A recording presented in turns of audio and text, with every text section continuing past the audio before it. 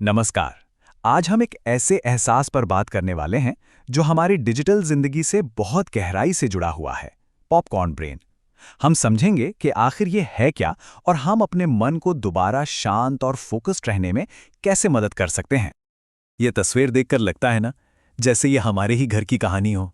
एक पल में कोई काम कर रहे होते हैं और अगले ही पल ध्यान कहीं और चला जाता है। और ये सिर्फ बच्चों की बात नहीं है, हम बड़ों को भी अक्सर ऐसा ही महसूस होता है। चलिए इसे और गहराई से समझते हैं। तो इस स्थिति को समझाने के लिए एक नया सा शब्द सामने आया है, पॉपकॉर्न ब्रेन। आइए देखते हैं कि इसका असल में मतलब क्या है।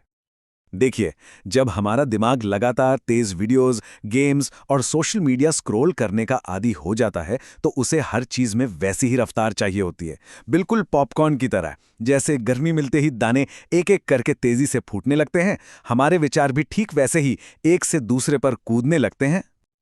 और यही इसकी सबसे सीधी सरल व्याख्या है। मतलब जब मन को हर पल कुछ नया और रोमांचक देखने की आदत पड़ जाती है, तो फिर शांत बैठकर कोई किताब पढ़ना या किसी से धीरे धीरे बात करना मुश्किल लगने लगता है।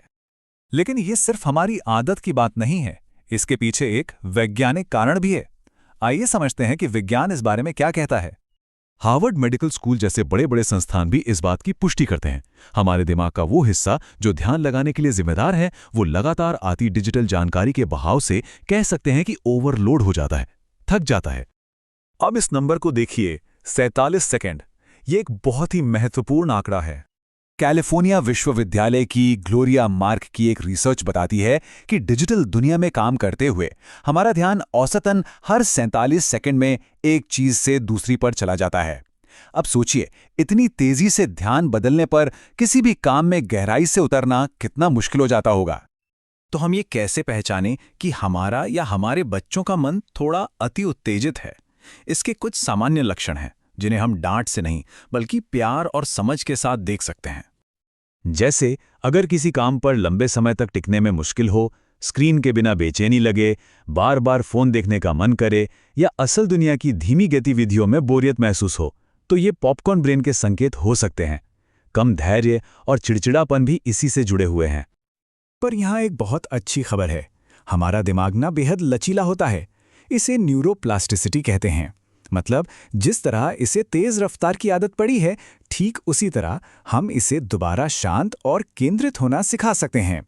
चलिए कुछ आसान और कोमल तरीकों पर नजर डालते हैं। ये कोई सख्त नियम नहीं है, बल्कि कुछ ऐसी प्यारी आदतें हैं जिन्हें हम धीरे धीरे अपनी और अपने परिवार की दिनचर्या में शामिल कर सकते हैं।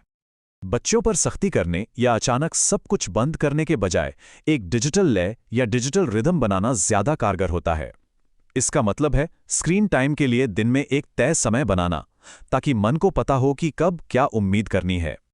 उदाहरण के लिए एक लय ऐसी हो सकती है, सुबह नाश्ते तक कोई स्क्रीन नहीं, पढ़ाई के दौरान 25 मिनट पूरा फोकस और फिर 5 मिनट का ब्रेक, शाम का समय बाहर खेलने के लिए और रात को सोने से कम 45 मिनट पहले सभी स्क्रीन्स बंद। इससे मन को एक अनुशासन मिलता है। ये एक बहुत ही आसान सा नियम है।